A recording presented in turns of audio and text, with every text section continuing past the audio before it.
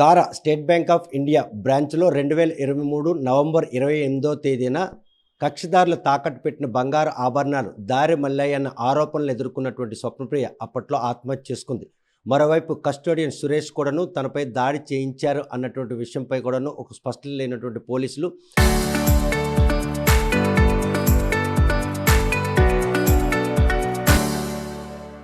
ప్రస్తుతం అప్పట్లో తమ కుటుంబానికి జరిగిన అన్యాయంపై కూటమి ప్రభుత్వానికి ఫిర్యాదు చేయడం జరిగింది. ప్రస్తుతం శ్రీకాకుళం జిల్లా పోలీసులు ఈ దర్యాప్తును మాత్రం చివరాంకానికి చేరుకున్నటువంటి పరిస్థితులు తీసుకొస్తున్న ఈ తరుణంలో ఇటీవల డీఎస్పీ ఇచ్చినటువంటి ఇంటర్వ్యూపై మాత్రం స్వప్నప్రియ తల్లి పలు అనుమానాలు తలెత్తున్నాయి. ఎందుకంటే సురేష్ పై దాడి తామే చేయించాలని ఆరోపించడం, అప్పట్లో ఆ మదనపాడికి కూతురు మాత్రం అంటే ఆత్మహత్య ప్రేరేపించబడింది. మరోవైపు ఆ రోజే సురేష్ నోటంట ఆత్మహత్య చేసుకున్నంత పెరిగితే తన కూతురు కాదని కూడా చెప్పడం, ఈ పరిణామాలతో పాటు హాస్పిటల్లో చికిత్స పొందుతున్నటువంటి స్వప్నప్రియను పోలీసులు విచారించి వాంగ్మూలం రాసి ఆమె సమక్షంలోనే సంతకం పెట్టిన కాగితం ఇచ్చినటువంటి ఆ వాంగ్మూల కాగితం కూడాను ఈరోజు గల్లంతు కావడం, ఈ అనుమానాలపై ప్రస్తుతం స్వప్నప్రియ తల్లి మనతో ఉన్నారు. చూస్తే కనుక కూటమి ప్రభుత్వం కొలువు తీరిన తర్వాత ఈ లోకం విడిచిన కూతురుపై ఉన్నటువంటి ఆరోపణలు పోతాయన్న ఉద్దేశంతో మీరు చేస్తున్న ప్రయత్నంలో ఇటీవల డీఎస్పీ దర్యాప్తు పూర్తయింది, మరో నలుగురిని అరెస్ట్ చేశామని చెప్తున్నారు. ఈ దర్యాప్తు సజావుగా సాగుతుందని భావిస్తున్నారు ఒక తల్లిగా? లేదండి, సజీవుగా సాగలేదు. ఎందుకంటే మేము చేసి చాలా రోజులు అయిపోయింది. అప్పుడున్న పూర్వం ఉన్న ప్రభుత్వంలో మాకు ఏమి న్యాయం జరగలేదు. తర్వాత కూటమి ప్రభుత్వం వచ్చిన తర్వాత న్యాయం జరిగింది కొంతవరకును. ఇంతవరకు మాత్రం అలాగా నత్తనడక చేస్తున్నారు, కానీ ఎటువంటి మాకు ఇవి కనిపించడం లేదు. అసలు కేసు ముందుకు వెళ్ళడం లేదు. డిఎస్పీ గారి వరకు మాత్రం కొంతవరకు న్యాయం జరిగిందనే మేము అనుకుంటున్నాం. అతనైతే క్లియర్గా చెప్పారు, ఇందులో వాళ్ళ ఫ్యామిలీది ఎటువంటి ఇది లేదు, కేవలం కావాలనే పెట్టారు ఇదంతాను అనేసి చెప్పి అతను ఇచ్చేసారు కూడా, పేపర్ మాకు ఇచ్చారు. అంటే ఇందులో డిఆర్ఎం రాజును కూడాను ఇన్వాల్వ్ చేశారు. ఈ ఇన్వాల్వ్ చేసిన దీంట్లో ఆయన పాత్ర లేదని కూడా డిఎస్పీ చెప్పడం మీరు నమ్మశక్యంగా ఉందా? లేదు, డిఎస్పీ గారు చెప్పారు, అతను పాత్ర ఇందులో ఖచ్చితంగా ఉందని మేము నమ్ముతున్నాం. డిఎస్పీ గారికి కూడా తెలిసే విషయం తెలియ కాబట్టే మాకు ఈ పేపర్ ఇచ్చారు. మా కుటుంబం నుంచి ఎటువంటి ఇది లేదు వాళ్ళ కుటుంబం నుంచి అని అతను మాకు అప్రివేట్గా ఇచ్చారు పేపరు. కానీ స్వప్నప్రియ ఆత్మహత్య ప్రేరేపించిన నేపథ్యంలోనే సురేష్పై ఆగంతుకులు ఎవరో దాడి చేశారు. ఆయన ఆర్టీవీతో మాట్లాడుతూ ఆ రోజు ఒక మాట అన్నారు, స్వప్నప్రియ ఆత్మహత్య చేసుకున్నంత పిరికిదాయి కాదు, ఆమెను ఎవరో హత్య చేశారన్నటువంటి సురేష్పై దాడి జరగలేదని ఇప్పుడు పోలీసులు చెప్పడం, అది నమ్మశక్యంగా ఉందా? అది ఖచ్చితంగా నమ్మాలండి. ఎందుకంటే మేము ఆ దాడి జరిగింది అనే విషయంలోనే తను ఆత్మహత్య చేసుకోవడానికి ప్రథమ ఇది కారణం. అంటే ఇప్పుడు సురేష్ ఇంటర్వ్యూ ద్వారా ఆ రోజు ఏం చెప్పారని మీరు భావిస్తున్నారు? సురేష్ అప్పుడేమో వాళ్ళ ఫ్యామిలీ మెంబర్స్తో కూడి స్వప్నప్రియ నా మీద దాడి చేయించింది, తను అంత పిరికిది కాదు, తను చనిపోవడానికి కూడా కారణాలు ఏవో ఉన్నాయన్నట్టుగా ఇచ్చాడు ఇంటర్వ్యూ. కానీ ఆ రోజు ఇచ్చిన ఇంటర్వ్యూ తర్వాత పోలీస్ స్టేషన్లో ఉండవలసిన వాంగ్మూలం కూడా ఈరోజు లేదు స్టేషన్లో. అసలు ఏం చేశారు, ఏం మాయ చేశారు, అసలు ఎందుకు ఇంత చేయవలసి వస్తుంది? వాళ్ళలో నిజం ఉన్నప్పుడు మాకు ఇంత అన్యాయం జరగకూడదు, ఎందుకు జరుగుతుంది? వాళ్ళలో ఉంది తప్పు కాబట్టే వాళ్ళు ఈ పని చేస్తున్నారని నేను నమ్ముతున్నాను. చూస్తే కనుక అపస్మార స్థితిలో ఉన్నటువంటి కూతుర్ని హాస్పిటల్కి చేర్చించావు, అక్కడ కూతురు దగ్గర మీరు ఉన్నారు. ఆ ఉన్న టైంలో పోలీసులు ఎన్ని గంటలకు వచ్చారు? స్వప్నప్రియని ఎన్ని గంటలకు హాస్పిటల్లో చేర్చి? సుమారు 4:30 గంటలకు మేము హాస్పిటల్కి తీసుకెళ్ళాం మెడికవర్కి. అక్కడ పోలీసులు వచ్చారు, తనే రాసిచ్చింది. అప్పటికి తన తెలివిలోనే ఉంది, శుభ్రంగా ఉంది, మాట్లాడింది. నాకు ఇలాగ అన్యాయం జరుగుతుంది, అందుకే నేను ఆత్మహత్య చేసుకున్నాను, నేను సూసైడ్ చేసుకోవడం కారణం కేవలం బ్యాంక్ సిబ్బంది వల్లే నేను ఈ బాధకి పాల్పంచుకుంటున్నాను అని తను రాసి సంతకం పెట్టింది. నేను కూడా ఉన్నాను అక్కడ.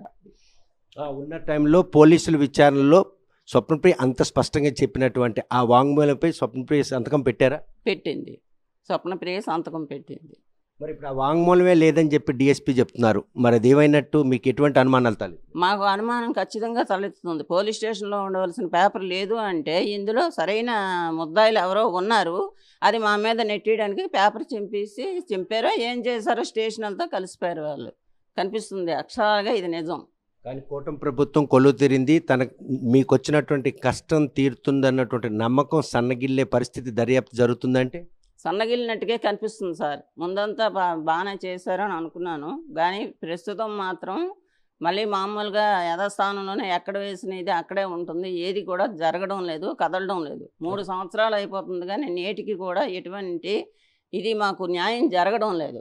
జరగడం తొలినాళ్ళలో కూడాను అప్పుడున్నటువంటి ఉన్నత స్థాయి బ్యాంక్ ఉద్యోగులు, అదేవిధంగా పోలీసు ఉన్నతాధికారులు అందరూ కూడాను మీ కుటుంబంపై నిందారోపణ చేశారు. స్వప్నప్రియ కూడాను ఈ ఒత్తిడికి బాధపడే ఆత్మహత్య ప్రేరేపించబడి అనంతరం వాళ్ళ తప్పుల్ని తెలుసుకున్నటువంటి అప్పటి యంత్రాంగం తప్పుల్ని ఎత్తి చూపించేందుకు ఇవాళ మీరు ఫిర్యాదు చేశారు. ఈ ఫిర్యాదులోనే న్యాయం జరుగుతున్న మీ ఆశ అడియాసలయ్యే పరిస్థితి ఉందా?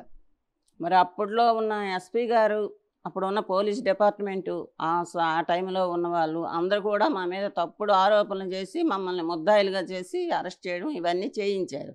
కానీ ఇప్పుడు మాత్రము ఎంతవరకున్న వీళ్ళు కూడా మరి ఏమీ మాకు సరైన ఆధారాలు ఇవ్వడం లేదు, చూపించడం లేదు. వాళ్ళ దగ్గర తప్పు ఉంది కాబట్టి చూపించడం లేదని నేను నమ్ముతున్నాను. ఇదే కొనసాగితే మాత్రం నేను మళ్ళీ మన సీఎం గారికి కలవడం జరుగుతుంది.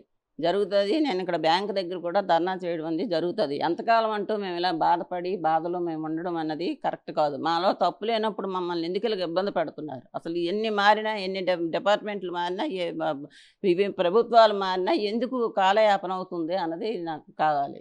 చూస్తే కనుక ఆ రోజు బ్యాంక్ ఉన్నతాధికారులు స్వప్నప్రియ ఆత్మహత్య చేసుకున్న తర్వాత కనీసం ఆ అంతిమ సంస్కార విషయంలో కూడాను వాళ్ళు ముందుకు రాలేదు అని మదనపాటు ఇప్పటికీ తల్లిగా మీకు బాధపడిస్తుంది. ఒక ఉన్నత స్థాయి బ్యాంక్ ఉద్యోగం కాసిన తల్లిగా 100% మాకుంది. కనీసం ఈ రోజుకి కూడా ఎవరు మాకు కనిపించలేదు. ఏ విషయంలో కూడా మమ్మల్ని సహకరించడం లేదు. దానికి కారణం టీఆర్ఎం రాజు గారు వీళ్ళకి ఇచ్చేస్తున్నారని మాకు తెలిసిపోతుంది. అంటే డే 1 నుండి కూడా చేసిన తప్పును కప్పిపుచ్చుకునేందుకు టీఆర్ఎం రాజు ఈ లోకంలో లేని స్వప్నప్రియ కుటుంబ సభ్యుల్ని వేధిస్తూ వస్తున్నారంటే 100% వస్తున్నాడు. ఇప్పటికీ అదే జరుగుతుంది. ఇదే జరిగితే మాత్రం, ఇదే కొనసాగితే మాత్రం నేను సీఎం గారికి మళ్ళీ కలవడం జరుగుతుంది. ఇన్ని నెలలకు అవస్థ ఉంది. కేసు దర్యాప్తు చివరాంకంకి వచ్చిందని పోలీసులు చెప్తున్నారు. ఇంకా ఈ తత్సారం వెనక ఈ లోకంలో లేని స్వప్నప్రియని ఈరోజు ఆ కేసులో నిందితురాలుగా చూపించేందుకు జరుగుతున్నట్టు తత్సారంగా భావిస్తున్నారా?